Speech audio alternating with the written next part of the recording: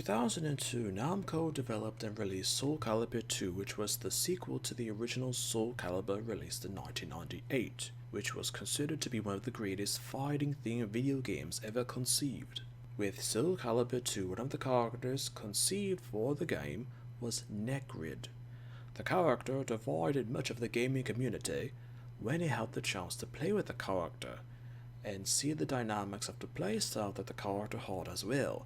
Some of the community consider the character as a decent addition to the series, while other parts of the community consider the character to be out of place with relation to other characters or even the Soul Calibur series as a whole. Todd McFarlane was an influential comic book writer and artist within United States comics, and at the time, Japanese producers of the Soul Calibur series had learned that McFarlane was a fan of the series as well, and considered the character designs to be highly original. McFarlane was also looking into developing a new video game with his Spawn comic books.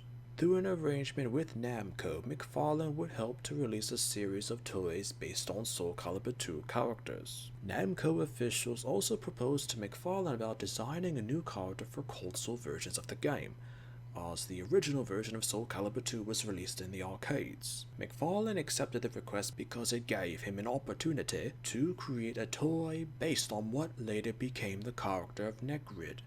The design of the character was specifically catered to American audiences, and in particular from those audiences, those who were readers or fans of comic books. Information says that though McFarlane received most credit for the conception of the character, appearance, and traits of the character, Namco did have some creative input for the character as well, such as the history of the character and features of the character. As a result of this collaboration, both Todd McFarlane and Namco held the copyrights of Necrid. Namco officials announced Necrid early in the production of Soul Calibur for the Microsoft Xbox. Heavy promotion for the character was in both the Japanese and American video game news sources, and McFarlane also distributed limited edition artwork to promote the character further at Electronic Entertainment Expo in 2003. Response to the character of Necrid varied as mentioned. The Japanese didn't particularly enjoy the character because it was too quote-unquote American, as the character didn't exactly fit into the mythos or lore of the Soul Calibur series, due to his appearance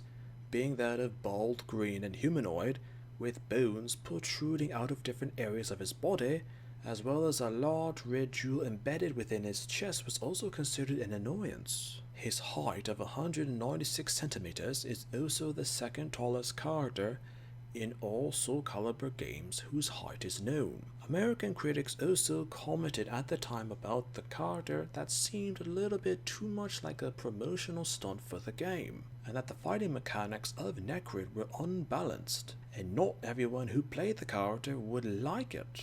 Necrid's weapon was also that of the energy of the Soul Edge itself, as the character didn't exactly have his own fighting style, just aspects or details taken from other characters in the game. The story and origin of Necrid was that he is a warrior who fought and defeated a former wielder of Soul Edge, and was actually pulled into the dimension where the essence of the sword Inferno resided. But instead of fighting Inferno, the warrior fled out of fear and became trapped within the dimension for an untold amount of time. His physical body and mind were changed by the dimension, and he escaped during the end of the first Soul Calibur game.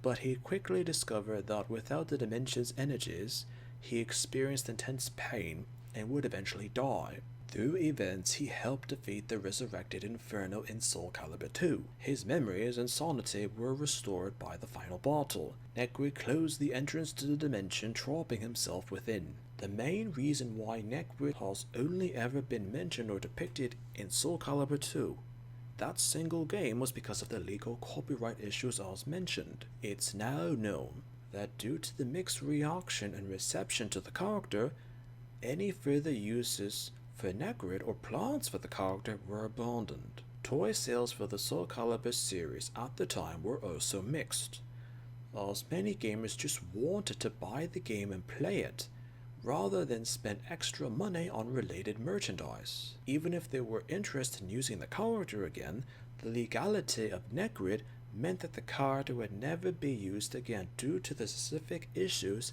of the character would more than likely need to be redefined as to who owns what between Todd McFarlane and Namco. Sometimes a character can be forgotten because they weren't a character at all, just a marketing ploy to sell merchandise.